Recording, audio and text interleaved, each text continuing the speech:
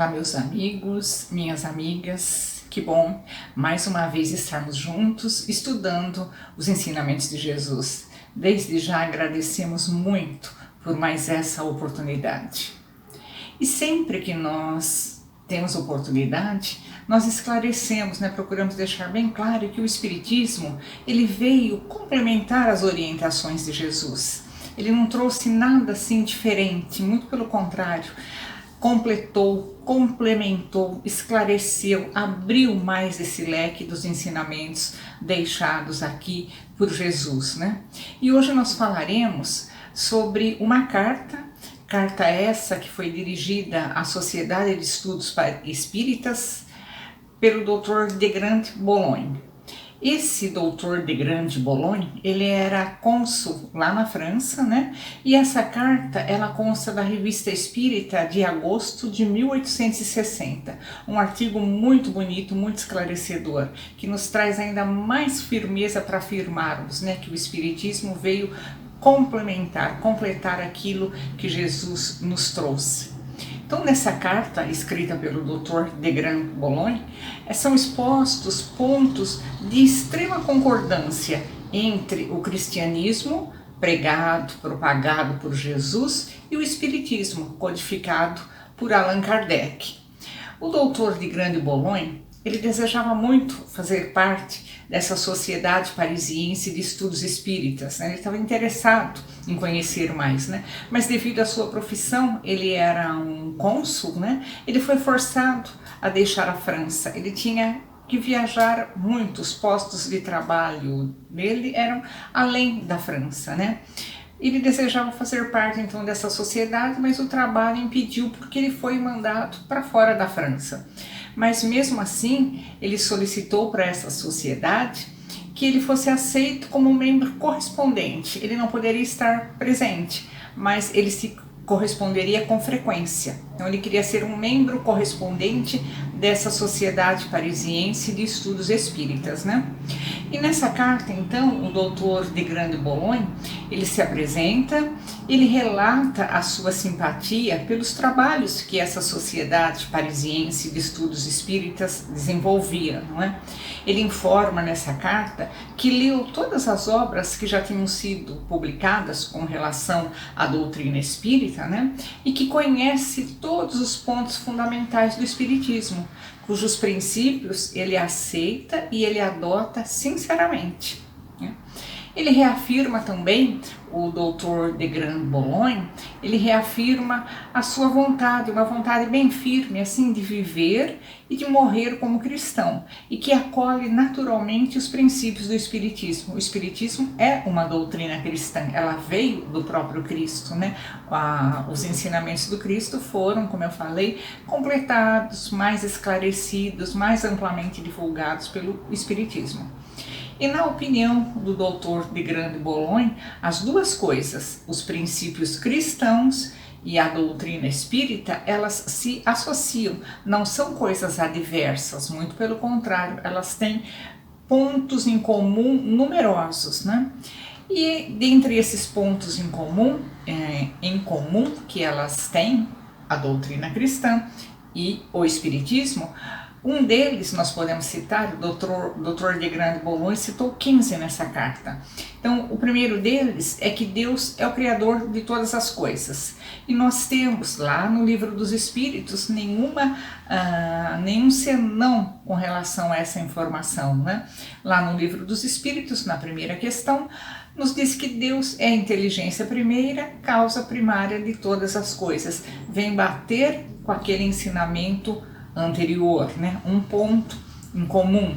O segundo ponto, o objetivo de todos os seres que foram criados é concorrer para a harmonia universal, e isso o Espiritismo nos esclarece.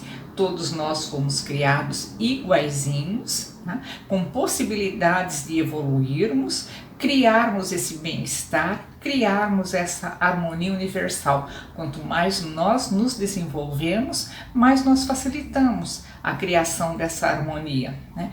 Eu me desenvolvendo, o meu irmão também, aquele outro da outra cidade se desenvolvendo intelectual e moralmente, nós vamos concorrer para que essa harmonia se estenda pelo mundo todo. Segundo princípio em comum. O terceiro deles, o universo é composto por 3 reinos: material ou inerte, orgânico ou vital, e intelectual e moral, né? E nós temos na doutrina espírita também os 3 reinos, né? Tudo, um quarto ponto em comum, tudo é criado e submetido a leis. Não existe o acaso. A doutrina espírita nos afirma isso, né? Não existe o acaso. Tudo o que foi criado, tudo o que o Pai criou tem um objetivo útil, tem uma finalidade muito boa, útil, não é? E tudo está submetido a leis. Nada acontece por acaso, não é? Tudo está sob controle. Um quinto item em comum entre as duas doutrinas, né? O cristianismo pregado por Jesus e o espiritismo codificado por Kardec. Os seres dos 2 primeiros reinos, material e orgânico, eles obedecem irresistivelmente e por eles a harmonia jamais será perturbada. Então aqueles seres do reino material, orgânico, uma pedra, vamos supor, reino material ali, né? Obedece irresistivelmente, não tem uma vontade própria. Se a pedra for colocada em determinado local, ela fica lá indefinidamente, a não ser que aconteça alguém ir lá e tirar aquela pedra do lugar, um vendaval muito forte que provoque esse deslocamento, mas essa pedra, ela obedece de uma maneira irresistível, tá? E a harmonia, então, jamais é perturbada. Agora, já o terceiro reino, o intelectual e o moral, também está submetido a leis. Tudo está submetido a leis. Esse terceiro reino, igualmente, também está submetido a leis. Mas ele goza de um estranho poder que ele pode deixar de lado um pouquinho essa lei, né? Ele possui essa pertencente a esse terceiro reino, ele possui a temível, na carta está assim, a temível faculdade de desobedecer a Deus. Por quê? Ele já tem o livre-arbítrio. Então ele goza dessa faculdade de poder desobedecer a Deus, não é? Quantas vezes nós vemos essa desobediência entre nós? Essas pessoas, um exemplo, uma pessoa que tira a vida de outra pessoa, ela usou seu livre-arbítrio, mas ela está desobedecendo a Deus, porque a ninguém é dado a possibilidade de tirar a vida de si mesmo ou de outra pessoa, não é? Então olha que interessante, os 2 primeiros reinos, eles têm uma vontade ali que ela é inamovível, ninguém pode fazer, não é? Eles não têm esse poder de pensar por si próprio e agir, é o caso da pedra, do reino mineral, não é?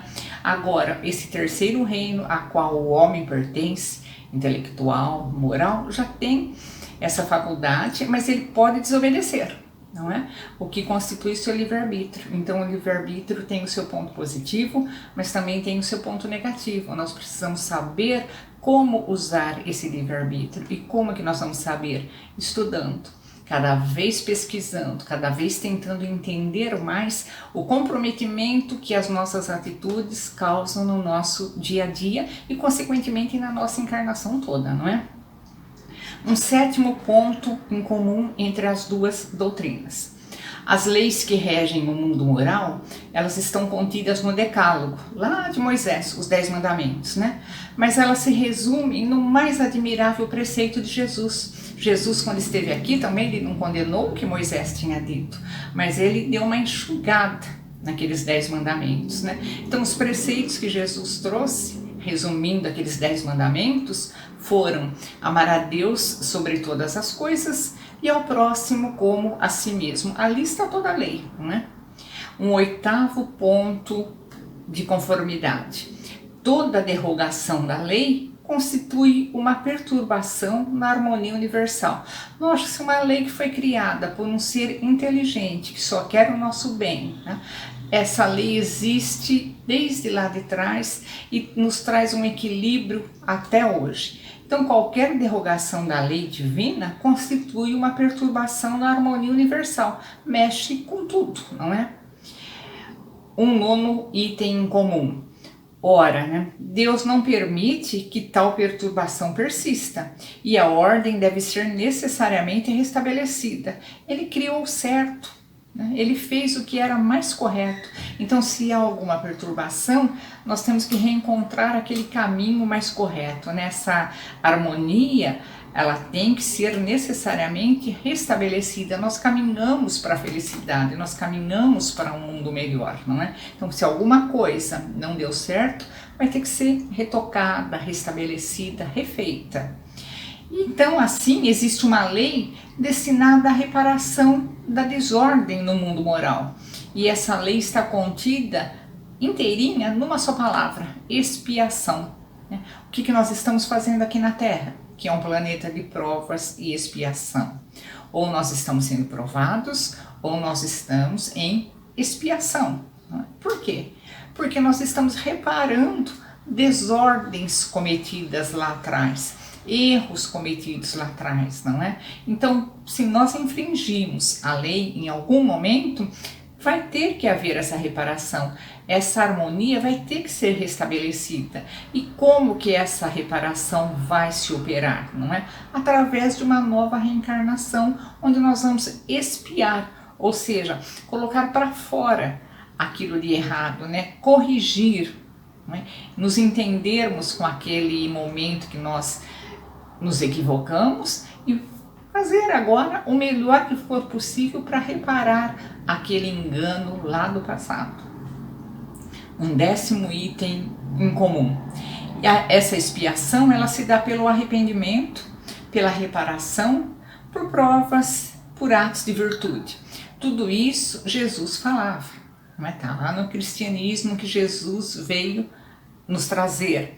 E tudo isso o Espiritismo fala através da codificação de Allan Kardec, as perguntas que ele fez ao plano espiritual e que foram dadas por diversos espíritos diferentes, através de médiuns também diferentes que se desconheciam entre si, e Kardec foi compilando, vendo aquelas respostas e todas batiam, não é?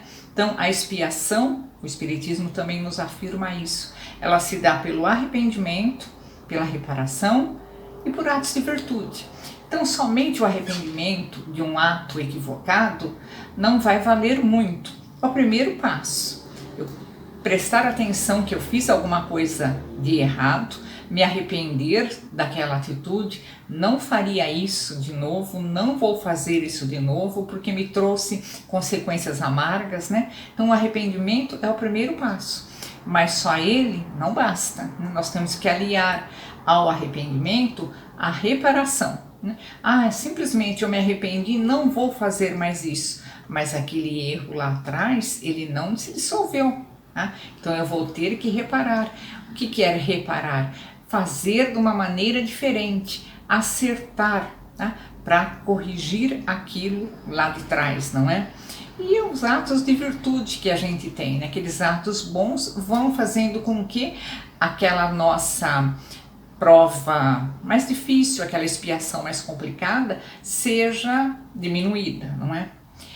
E um 11º ponto que as duas doutrinas têm em comum.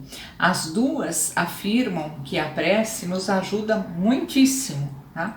Mas somente ela é insuficiente para expiação, para a correção da falta. Então a prece ajuda, a prece é útil em todos os momentos, não é? Nós temos preces no Evangelho, modelos de preces para qualquer situação da nossa vida, desde o momento em que uma criança nasce até quando uma pessoa está próxima ao seu desencarne, passando por N situações, quando nós estamos em aflição, para pedir ajuda para ter a solução de algum problema, no momento de dormir, uma porção de preces. Então ela é muito boa, né? Ajuda bastante, muito, mas somente a prece é insuficiente para a expiação da falta, né? Nós precisamos aliar a prece às nossas atitudes, né? Não adianta eu ficar orando, orando, orando de braços cruzados, tá? Porque as melhores preces são as nossas boas ações. Cada ação boa que eu faço, que eu desenvolvo, ela está valendo como uma prece, não é? Porque eu estou colocando tudo aquilo que eu peço, que eu sinto em ação para o bem comum, não é? E um 12º ponto que o Dr. de Grande-Boulogne afirma ser idêntico entre a doutrina de Jesus e a doutrina espírita, né? Sem o livre-arbítrio não há pecado, mas também não há virtude. Por quê? Porque virtude é a coragem do bem. Então, se nós não tivéssemos o livre-arbítrio, nós não pecaríamos, porque nós seríamos dirigidos, nós não teríamos vontade, não teríamos essa opção. Posso fazer isso ou posso fazer aquilo, isso é melhor, isso é pior, não é? Então, sem esse livre-arbítrio, não haveria um erro, mas também não haveria virtude, tá? Eu estou sendo praticamente conhecido qual que é o meu valor, né? Qual que é o valor de eu poder optar por esse ou por aquilo, não é? Então, virtude é a coragem no bem, é o insistir no bem, né? Mesmo quando eu esteja fazendo aquela coisa, ninguém está vendo. Eu posso cometer um ato falho, porque ninguém está vendo. Não, mas eu já sei que isso é errado. Mesmo que ninguém esteja vendo, eu sei, eu estou fazendo a coisa errada. Então, nós já temos esse princípio dessa virtude, né? De não fazermos coisas erradas. Usamos esse nosso livre-arbítrio e, nesse caso, quando nós resistimos a essa tentação de fazer alguma coisa errada, nós estamos fazendo com que a nossa virtude ali seja um pouquinho mais dinamizada, não é? Um 13º item, o Dr. de Grande-Boulogne, ele afirma que o que há de mais belo no mundo é o espetáculo de uma grande alma lutando contra a adversidade, não é? Tem aquelas adversidades, ou é uma doença, ou é um relacionamento afetivo que desmoronou, ou é uma quebra financeira, não é? Então, o Dr. de Grande-Boulogne, ele afirma nessa carta que o que de mais belo que ele vê no mundo é o espetáculo de uma alma lutando contra a adversidade. Tem os problemas, mas ela está lutando contra a adversidade. Ela está naquele esforço constante de progredir para o bem. Vem a adversidade, como eu falei, problemas, e nós temos, né? Nós estamos num mundo em que os problemas existem aos montes, não é? Mas a nossa constância, né, dessa nossa alma, e nos dedicarmos ao bem, a esse progresso no bem, e de virtude em virtude, irmos nos elevando até o Criador. Então, o Dr. de Grande-Boulogne, ele afirma que ele acha isso o mais belo espetáculo do mundo, aquela alma lutando contra a adversidade, progredindo, insistindo no bem, né, até elevar-se ao Criador. E que a mais bela de todas as virtudes é a caridade. Jesus afirmava isso, o Espiritismo afirma isso. Fora da caridade não há salvação. Olha como os pontos batem, como existem vários pontos em comum. Nessa carta, o Dr. de Grande-Boulogne, ele cita 15 pontos em comuns, mas tem muito mais, né?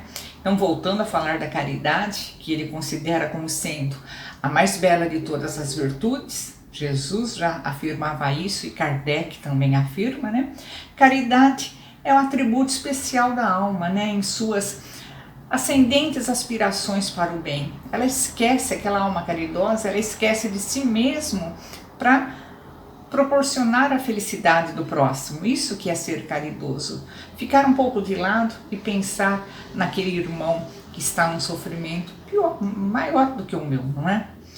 E ele afirma também, o Dr. de Grande-Boulogne, que o saber, o conhecimento, né, ele está muito abaixo da caridade.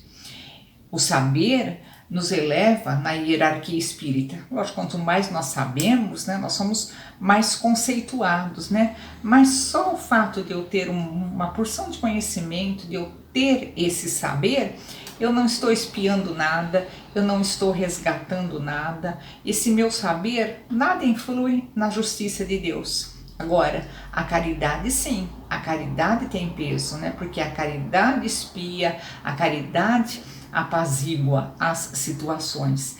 O saber é uma qualidade, Lógico, nós temos que ter conhecimento, nós temos que saber cada vez mais, né? O saber é sim uma qualidade, mas a caridade já é uma virtude.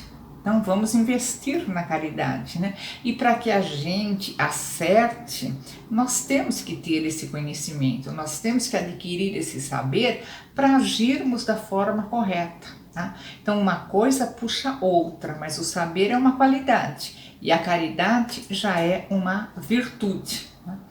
E aqui nós lembramos, quando nós falamos em caridade, nós lembramos do apóstolo Paulo de Tarso, né? O Paulo de Tarso, numa de suas mensagens, numa de suas passagens, ele nos diz assim, olha, ainda que eu falasse a língua dos anjos e dos homens, se não tivesse amor, se não tivesse caridade, eu seria como um metal que soa, ou seja, só faria barulho, nada seria, não teria uma importância mais significativa, né? Então nós precisamos sim perseguir o saber, o conhecimento, mas colocando-o a serviço da caridade, não é? Para que a gente haja caridosamente da maneira mais correta, porque às vezes sem um conhecimento prévio, sem um conhecimento intelectual, nós queremos ajudar e ajudamos da forma errada, não é? Então vamos perseguir o saber, o conhecimento, estudar, e isso o Espiritismo nos oferece bastante, né? Saber, conhecer, mas colocando esse saber, colocando esse conhecimento a serviço da caridade, para que a gente haja bem, não é? E a caridade é o amor em ação, isso Jesus já falava, o Espiritismo também vem corroborar, não é? E o Dr. de Grande Bolonha, citando esses 15 pontos em comuns, ele diz ainda que seria preciso escrever volumes e mais volumes para desenvolver esses pontos em comuns e outros tantos que ele não teve ainda a oportunidade de citar nessa carta, pelo tempo limitado, não é? E nessa carta também ele quis formular algumas verdades cristãs em harmonia com a doutrina espírita. Nada, uma não contradiz a outra em nada, muito pelo contrário, elas se harmonizam, uma vem esclarecer melhor, vem ampliar o conhecimento, não é? Vem alertar, nos alertar, né? E na sua opinião, essas verdades, elas constituem a base fundamental da religião, e longe de se enfraquecer, elas se fortificam com as revelações espíritas, não é?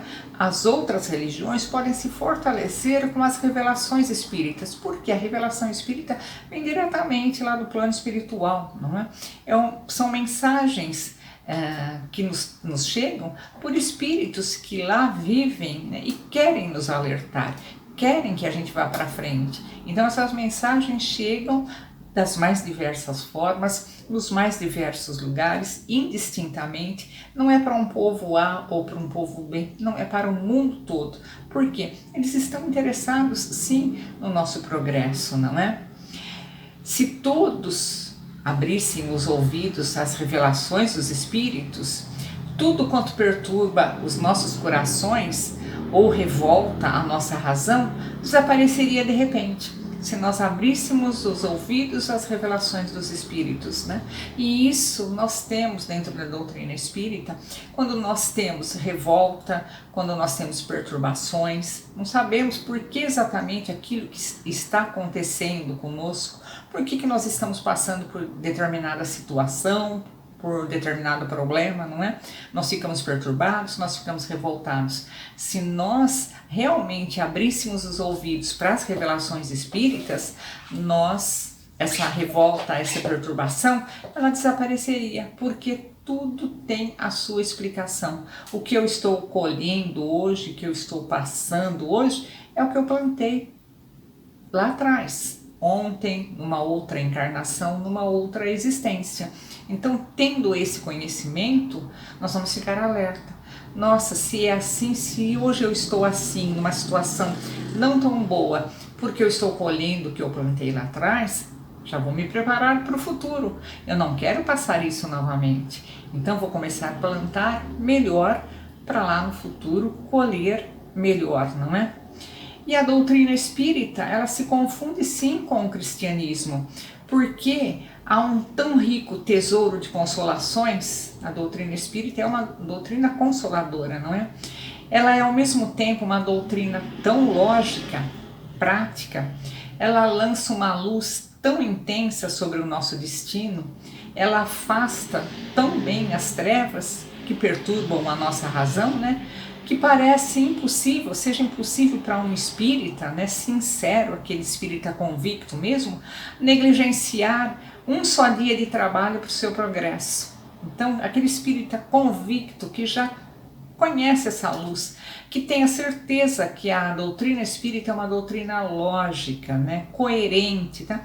Se ele negligenciar um só dia ali, procurando esse progresso, trabalhando para esse progresso, a gente não consegue entender, né? Nossa, se você já chegou a esse conhecimento, por que você está devagar, não é? Vamos acelerar esse progresso, né? E para que um povo seja feliz, nós sabemos, é necessário que o número daquelas pessoas que querem o bem, que praticam a lei da caridade, supere aqueles que querem o mal e só praticam o egoísmo, não é? Isso nós sabemos. Quando essa maioria se sobrepuser, a Terra estará numa condição melhor, né? E o doutor de Grande Bolonha, ele diz acreditar, estar bem consciente de que o Espiritismo, apoiado no cristianismo, é chamado a operar essa revolução. Olha que notícia boa, o Espiritismo, né, apoiado o cristianismo apoiado no Espiritismo, é chamado a operar essa revelação, os dois juntos, essa revolução, desculpem. Então, resumindo, nós cremos que esta carta, né, que está lá na Revista Espírita, na edição de agosto de 1860, cremos que essa carta, ela dispensa maiores comentários, pelo alcance elevado dos princípios que ela contém, toda essa união, todos esses pontos em comuns entre a doutrina de Jesus e o Espiritismo, né? Dos princípios nela contidos, uma maneira ao mesmo tempo tão profunda, tão simples e tão clara. Todos nós conseguimos entender esses princípios, né? Então são esses os princípios do verdadeiro Espiritismo, que certos homens ainda hoje ousam ridicularizar. Mas isso será por pouco tempo. Acrescentamos ainda que o Espiritismo, bem compreendido, é a salvaguarda das ideias verdadeiramente religiosas que se extinguem, como se fosse um salvo-conduto, né? Contribuindo para a melhoria das criaturas, o Espiritismo provocará pela força das coisas o melhoramento das massas. Melhorando cada criatura, ele vai melhorar a coletividade, né? Então, contribuindo para a melhoria das criaturas, o Espiritismo provocará pela força das coisas o melhoramento das massas, da coletividade. E não está longe o tempo em que os homens haverão de compreender que nessa doutrina eles encontrarão o mais fecundo elemento da ordem, do bem-estar, da prosperidade dos povos. E isso por uma razão muito simples, é que ela, a doutrina espírita, destrói o materialismo. Então nós vamos pensar em algo maior, nós vamos pensar no nosso mundo verdadeiro, não é? Então olha, por uma razão muito simples, é que ela, a doutrina espírita, destrói o materialismo, que desenvolve e alimenta o egoísmo, né? Fonte perpétua de lutas sociais. E uma sociedade cujos membros fossem guiados pelo amor ao próximo, que inscrevessem a palavra caridade, que praticassem a caridade em todos os seus códigos, essa sociedade seria feliz e em breve se veria assim apagarem-se os ódios, apagarem as discórdias. O Espiritismo está nessa linha, é esse o objetivo, né? E seguindo todo o ensinamento de Jesus. O Espiritismo pode realizar sim esse prodígio e o fará, apesar daqueles que ainda o agridem, porquanto passarão os agressores, mas o Espiritismo permanecerá. Quantos agressores do Espiritismo já passaram? O Espiritismo foi lá codificado, surgiu, os espíritos começaram a dar as suas primeiras orientações por volta de 1860. Então, quantos não passaram, né? Mas o Espiritismo está ali firme e forte, como Jesus. Jesus esteve aqui há 2000 2021 anos. Trouxe toda aquela mensagem. Quantas pessoas passaram nesse tempo? 2021 anos. E a doutrina, os ensinamentos de Jesus continuam sendo expostos, continuam sendo seguidos, né? Então, olha, o Espiritismo pode realizar esse prodígio de fazer com que nós melhoremos para melhorarmos a coletividade, não é? E ele pode realizar esse prodígio e o fará sim, apesar dos que ainda o agridem, porquanto passarão os agressores, mas o Espiritismo permanecerá. Que assim seja. Um abraço para todos vocês. Boa tarde a todos. Vamos dar continuidade, né, nos nossos estudos aí, sempre edificantes, né, em busca de nosso melhoramento e aperfeiçoamento pessoal. Bom, o tema nosso de estudo hoje, né, está relacionado com a culpa e arrependimento. Embora seja um assunto bastante amplo, né, ele pode ser explorado em algumas direções. E a gente vai conversar um pouquinho, né, a respeito desse tema. Antes de iniciar esse estudo, eu vou ler uma pequena passagem lá do livro de Marcos, né, 2,17. Os sãos não necessitam de médico, mas sim os que estão doentes. Eu não vim chamar os justos, mas sim os pecadores ao arrependimento.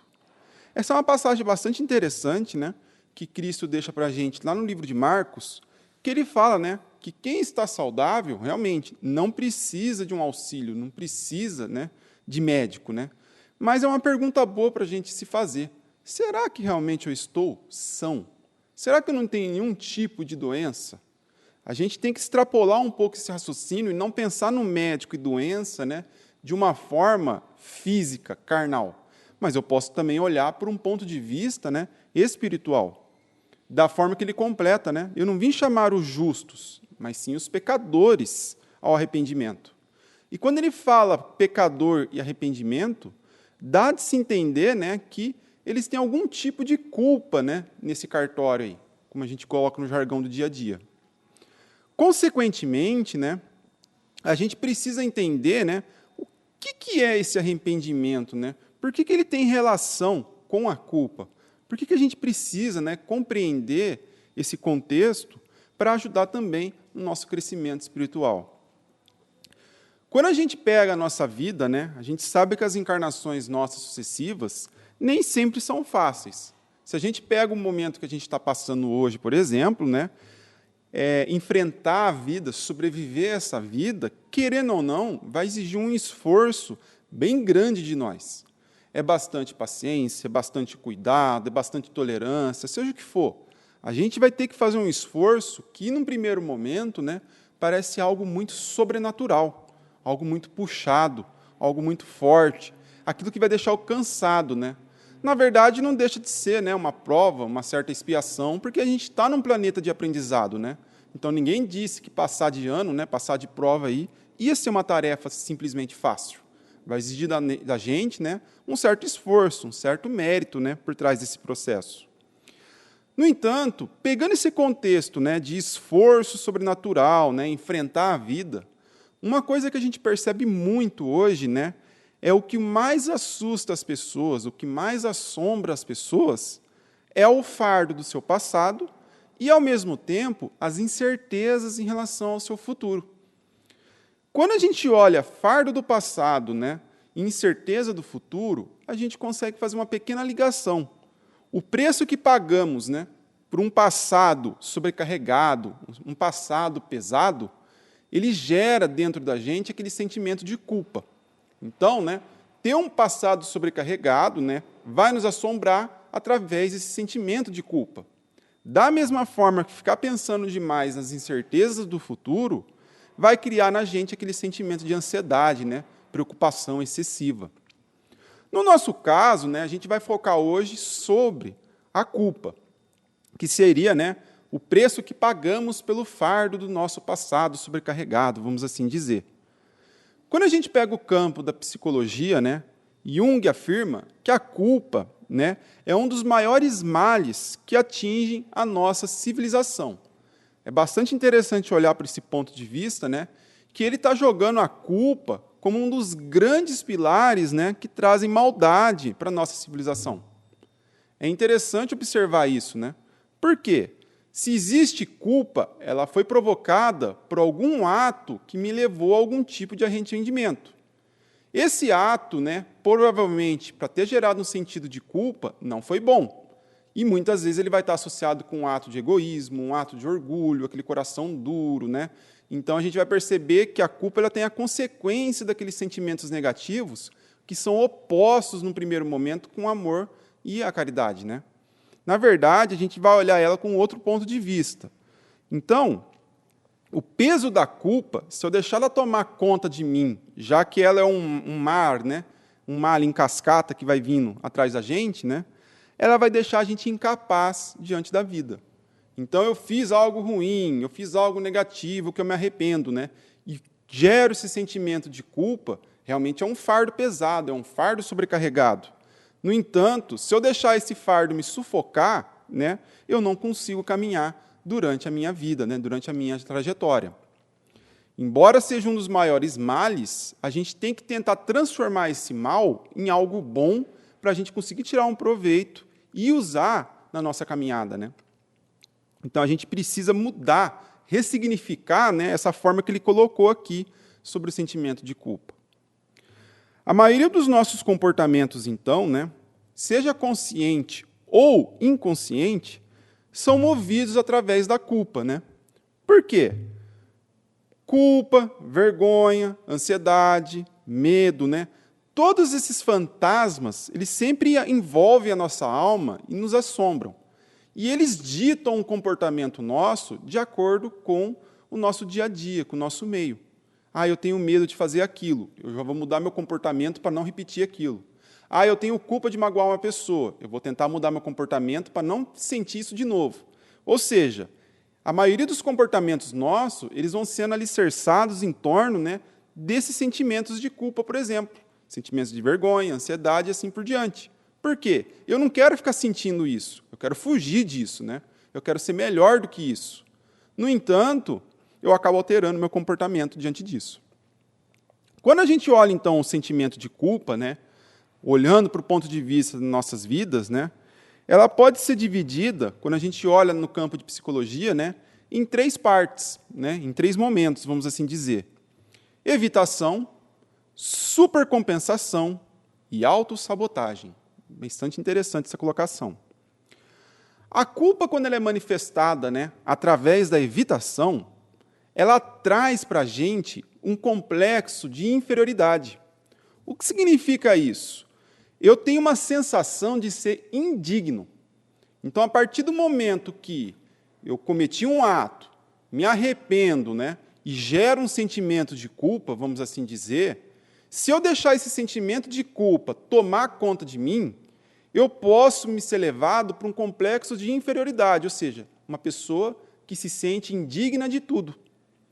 Ah, eu não sou digno de estar nesse local, eu não mereço o amor, eu não tenho direito do perdão das pessoas, eu não sirvo para ser pai, não sirvo para ser mãe. Independente. A gente começa a criar barreiras mentais, né, barreiras em nosso comportamento, que eu não sou digno para isso, eu não sirvo para isso, eu não mereço isso.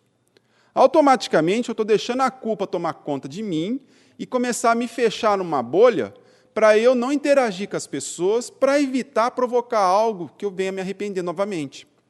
Eu não trato ela, eu estou tentando fugir dela, só que ela está tomando conta de mim, me sufocando.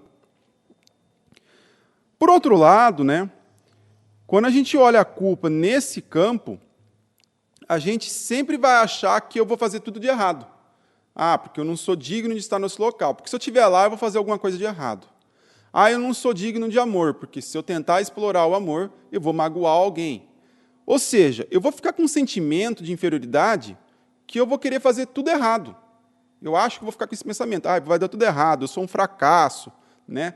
Então, eu vou acabar sendo uma pessoa que vai me encolher num mundinho interior, vou deixar a culpa me sufocar, de tal forma que eu vou ficar dependente da atenção, né, dos outros para poder viver e lidar com essa situação de insegurança que eu criei. Ou seja, eu começo a perder a minha liberdade E eu vou acabar dependendo dos outros para me guiar através disso. Por quê? Eu não faço mais nada, eu me travo, eu me fecho. E para eu poder me movimentar, né, eu vou acabar dependendo aí de atenção constante das outras pessoas. Quando eu pego a culpa e olho pelo lado de supercompensação, isso significa que eu posso explorar ela de uma outra forma. São atitudes compensatórias. Ou seja, já que eu estou tendo um complexo de inferioridade, em vez de eu fechar num mundo inferior na minha bolinha, algumas pessoas vão lá e tentam reequilibrar essa balança, né, para compensar esse efeito de culpa. O que significa isso, né? Eu provoquei a culpa, né, arrependimento, né, desculpa, e aí gerou um sentimento de culpa. Aí eu vou compensar a pessoa com excesso de atenção. Eu posso compensar a pessoa com dinheiro. Eu posso compensar a pessoa com bens materiais. Eu posso cair na armadilha de uma pessoa, né, e sofrer práticas abusivas. Ou seja, eu começo a ser permissivo demais, ou seja, o famoso falar sim para tudo, né, para agradar a tudo e a todos. Então, já que eu estou num sentimento de inferioridade, que eu não presto para nada, não sou digno para nada, para compensar psicologicamente esse fenômeno, eu começo a falar sim para tudo, para reagradar essas pessoas, para tentar mascarar a culpa, para eu ficar bem vista através desses olhos, para mim tentar, né, melhorar esse sentimento internamente. Independente da situação que eu olho, a gente está percebendo que se eu deixar a culpa tomar conta de mim, né, se eu deixar ela me sufocar, eu caio num poço de inferioridade. Me fecho num mundo meu que eu vou ficar dependente dos outros para sobreviver. Porém, né, eu posso ser um pouco ardiloso, né, inconscientemente, e começo a falar sim para tudo, para tentar reequilibrar essa inferioridade minha, para tentar sofrer um agrado, né, ser bem visto. Em ambos os casos, né, isso vai me levar para uma terceira situação chamada autossabotagem, vamos assim dizer. Ou seja, vai chegar um momento que você vai perceber que isso não vai ter efeito, porque você não está tratando a culpa, você só está mascarando a culpa, e aí você vai começar a nutrir pensamentos negativos, pensamentos de autocondenação, né? É o preço alto que a culpa vai nos trazer, porque eu não estou prestando atenção nela. Eu sou um monstro, nada vai me salvar, eu vou para o inferno. Sentimentos pesados, né, que acabam deixando a pessoa paralisada e deixando de tomar qualquer tipo de atitude. Ela para de viver. Por quê? Ela tem medo de desenvolver o sentimento de culpa de novo. Então, o que acaba acontecendo? Essas pessoas vão acabar se isolando, se elas deixarem a culpa tomar conta dela. Elas podem desenvolver problemas graves que levam, né, ao caminho de depressão e, quem sabe, o suicídio. É bem complicado em nível psicológico, né, pensar que uma simples culpa, dependendo da situação, ela pode progredir e evoluir, né, para caminhos de depressão e suicídio. Por quê? A pessoa vai se auto-sabotando, né? Eu vou deixar de fazer tal coisa, eu vou me isolando, porque eu não quero sentir mais aquele sentimento de culpa. Eu tenho medo. Então, o fato de ter medo, né, acaba a gente tomar um caminho pior daquele que eu já tinha tomado anteriormente. Embora a culpa, né, ela seja ruim num primeiro momento, né, porque ela é um mal, vamos dizer assim, porque ninguém gosta de sentir isso aí, temos que olhar ela para um outro ponto de vista e trabalhar ela para o nosso crescimento espiritual. Eu não posso, né, deixar ela me tornar inferior. Eu não posso deixar essa culpa minha fazer eu agradar os outros, né, sem ter benefício nenhum. Eu não posso deixar ela me sabotar e me destruir. Então, quando a gente olha nos evangelhos, por exemplo, diversas passagens falam sobre arrependimento dos erros. E é muito interessante observar que esse arrependimento dos erros, né, era a condição primária, né, para o perdão das faltas e da felicidade eterna. Mas espera, se o arrependimento é condição primária para o perdão das faltas e da felicidade eterna, a gente vai perceber que o arrependimento é como se fosse um grito da nossa consciência. É uma luzinha vermelha acendendo, falando, você precisa se acertar aí com a falta que você fez. Esse aqui, você tem que resolver para ir para o caminho da felicidade. É a nossa consciência nos chamando para o caminho certo, quando eu tenho um arrependimento. Então, o arrependimento é um estímulo interno nosso, Ele está reconhecendo, através desse arrependimento, né, a transgressão das condutas morais que eu vim a provocar, os desvios do meu dever. Consequentemente, né, como a luzinha do arrependimento aparece, e eu tomo consciência disso, eu passo a experimentar o sentimento da culpa e as suas consequências. Então, eu passo a experimentar o sentimento da culpa através do arrependimento. Qual que era a ideia, né? Que eu aprendesse a lidar com isso, o perdão das faltas, para buscar a felicidade eterna. Mas, muitas vezes, tomamos o caminho errado e nos sabotamos. Ou começamos a fugir da culpa, através de supercompensação, ou deixamos a culpa tomar conta da gente e a gente se sente inferior.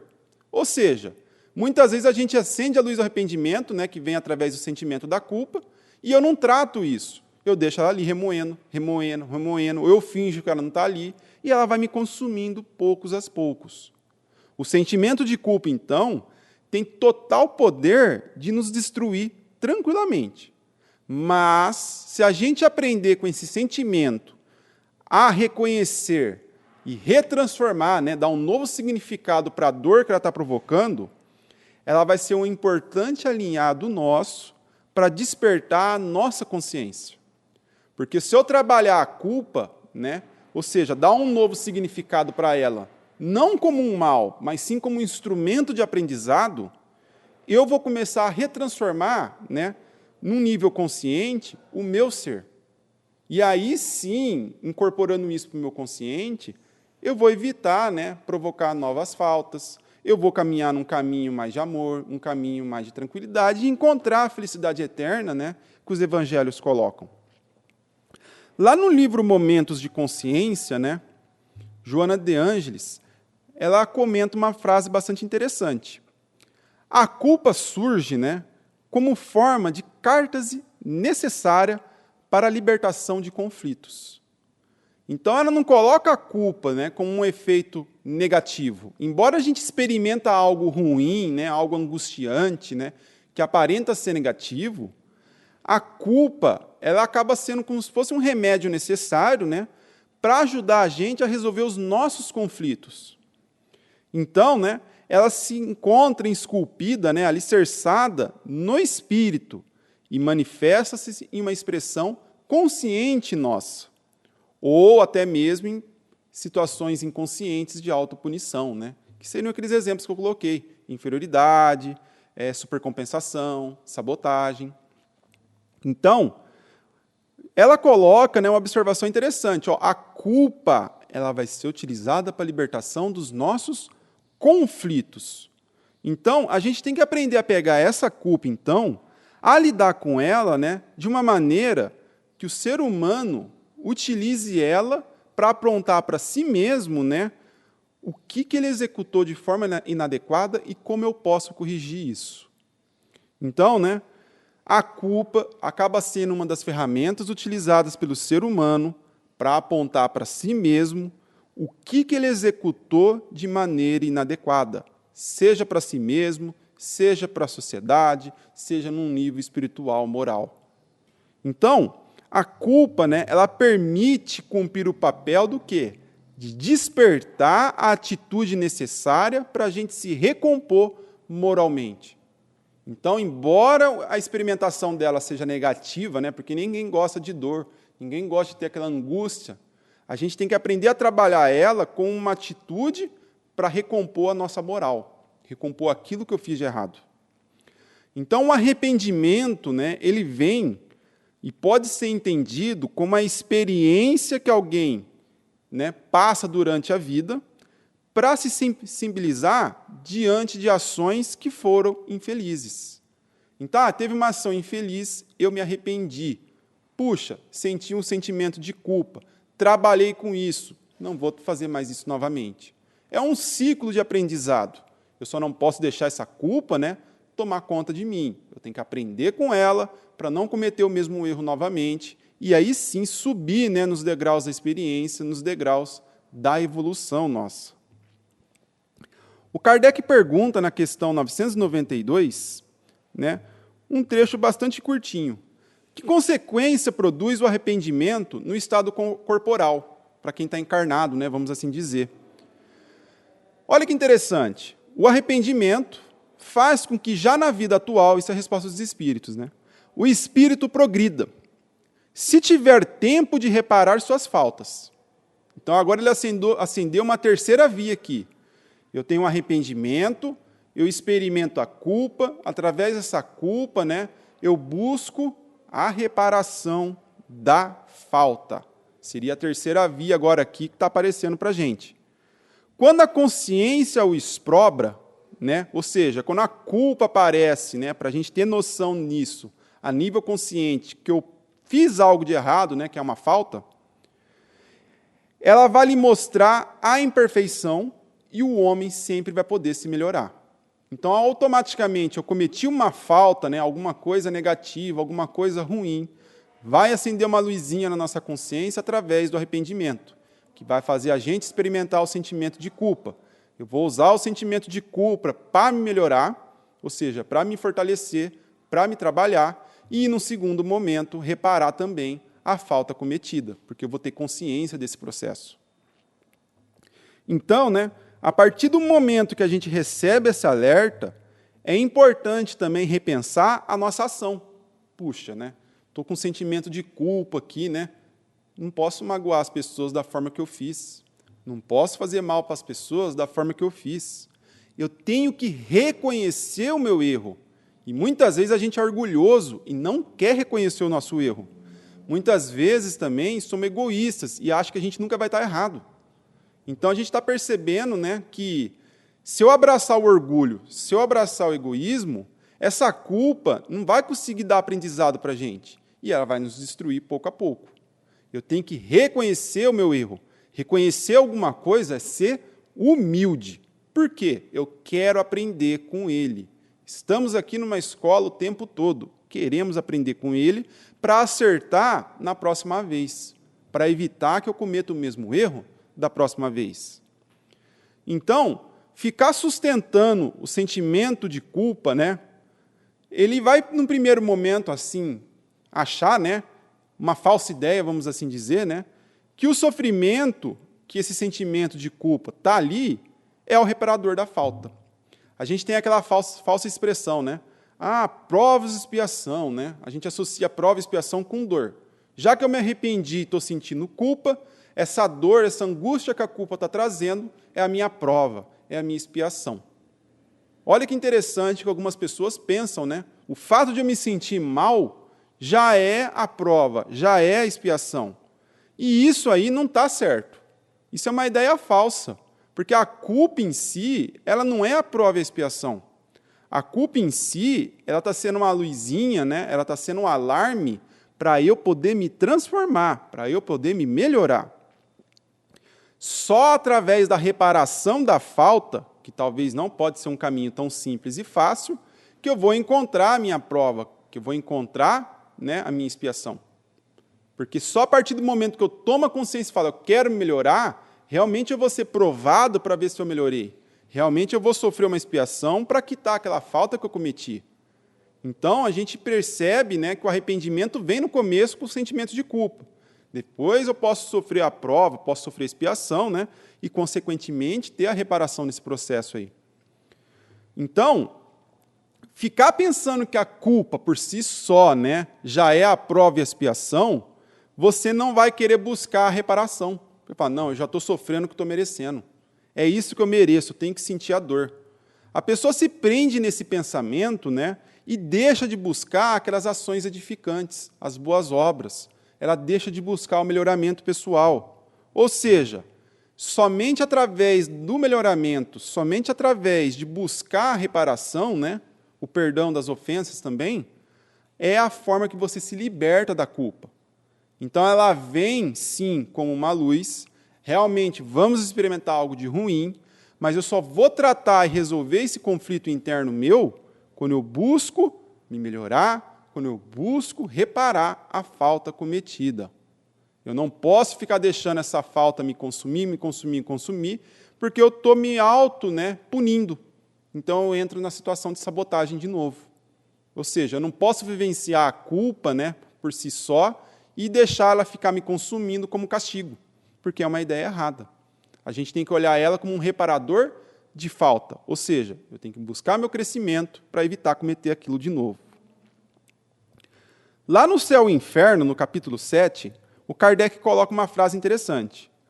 Com a inteligência, e o senso moral, nascem as noções do bem e do mal, do justo e do injusto. Como somos espíritos que viemos daquela veia de simples e ignorante, a gente precisa do bem e do mal para ir despertando a nossa consciência, para a gente ter o aprendizado e a nossa experiência. Consequentemente, se eu preciso de inteligência e senso moral para compreender bem e mal, justo e injusto, os fenômenos emocionais da culpa e do arrependimento, elas também nascem nesse processo porque vão ser instrumentos utilizados para encontrar a reparação. Então, se eu preciso do bem e do mal, ter essa noção de bem e mal, e eu cometo o mal, eu vou buscar fazer o bem. Então, se eu cometi um mal, através da culpa, do arrependimento como ponte, eu vou buscar o caminho do bem. Não é um salto, tem um processo através dessa trajetória. Ainda no Céu e Inferno, ele fala, o arrependimento, quanto seja o primeiro passo para a regeneração, não basta por si só, são precisas também a expiação e a reparação. Então, embora sendo a luzinha dentro da gente do arrependimento, e conscientemente a gente sente o sentimento de culpa, manifesta através da gente, ainda está por vir, durante esse processo de melhoramento, a prova, a expiação e também o processo de reparação. Tornar a consciência do meu erro, do seu erro, independente do que for, libertar da culpa, não exime ainda a necessidade de reparar a falta. Eu posso pegar a culpa, posso utilizar ela a meu favor para me melhorar, para me tornar um espírito melhor, um ser melhor, para evitar cometer aquele erro novamente, mas ainda não apagou aquilo que eu fiz de errado no passado. Ou seja, eu ainda vou ter que reparar a falta. Uma vez que aquele que foi ofendido, não ficou isento da dor. Eu experimentei o sentimento de culpa, mas aquele que eu ofendi também experimentou a dor devido a algo que eu provoquei. Então, eu me resolvo primeiro, esse sentimento de culpa, busco me melhorar, busco me tratar, mas agora eu tenho que ir lá e reparar a dor que eu causei no próximo também. Então, por isso que ele fala, ainda existe a etapa da reparação. Ainda é necessária, eliminar a dor causada através daquele ato infeliz que a gente provocou. Então, a gente começa com arrependimento, que acende a nossa luzinha na consciência, que vai fazer a gente experimentar o sentimento de culpa.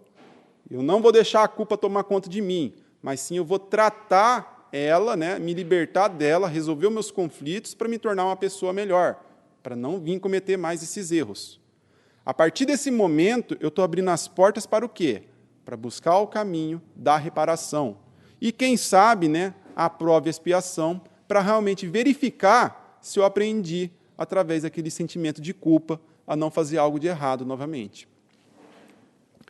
Lá no livro Socorro e Solução, do De Luca, ele fala uma coisa bastante interessante.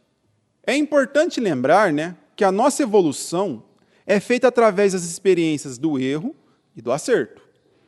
Isso é muito interessante de se observar. E lá ele coloca uma historinha que às vezes a gente já deve ter ouvido falar no dia a dia. Certa vez, um discípulo, ele pergunta para o seu mestre, o que é preciso para ser feliz? E o mestre respondeu, a felicidade depende das boas escolhas que fazemos. Legal.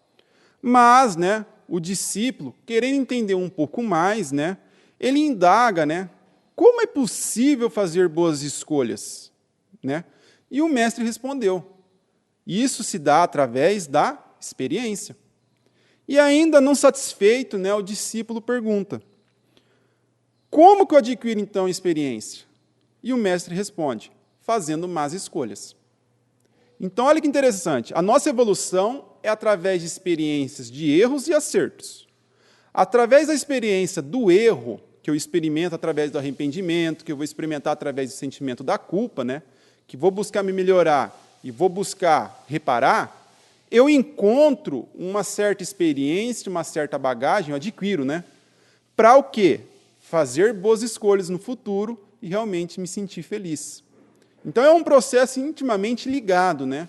As más escolhas que eu vou resolvendo ao longo do caminho vão virando experiência para mim.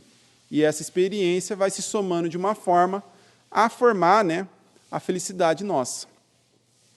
O erro, então, é uma experiência muito valiosa para a gente, porque é através dele, né, que a gente aprende a encontrar o caminho certo. Só que como a gente ainda, né, é simples, é ignorante, estamos aprendendo, como que eu sei que o erro vai me mostrar o caminho certo? Através do nosso senso moral, da nossa consciência. E como que a nossa consciência vai mostrar? Através do arrependimento, do sentimento de culpa, por exemplo. Então, consequentemente, né, precisamos ter uma boa dose de humildade, né, para enxergar a experiência no erro. Eu preciso, então, ser humilde e falar, puxa, eu estou com sentimento de culpa aqui, eu estou arrependido por aquilo que fiz.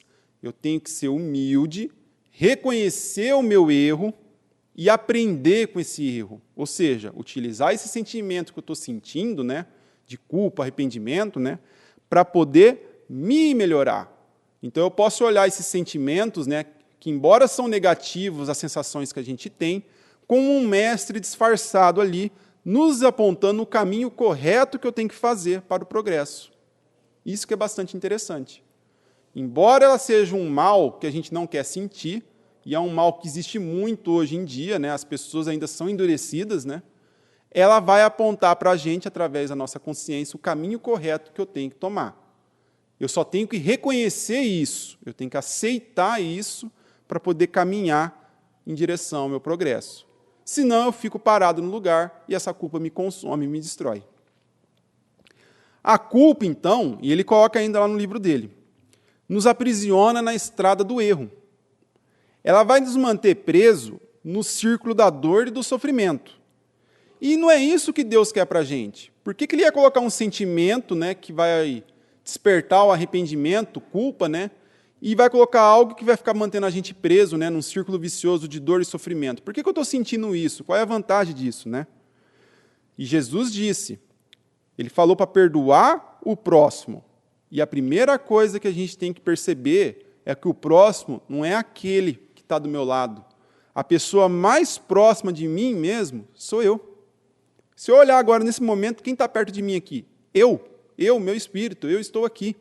Ou seja, se eu estou experimentando através da culpa, né, dor, sofrimento, primeira coisa, eu tenho que aceitar ela e me perdoar para começar a quebrar essas garras que estão me aprisionando na estrada do erro.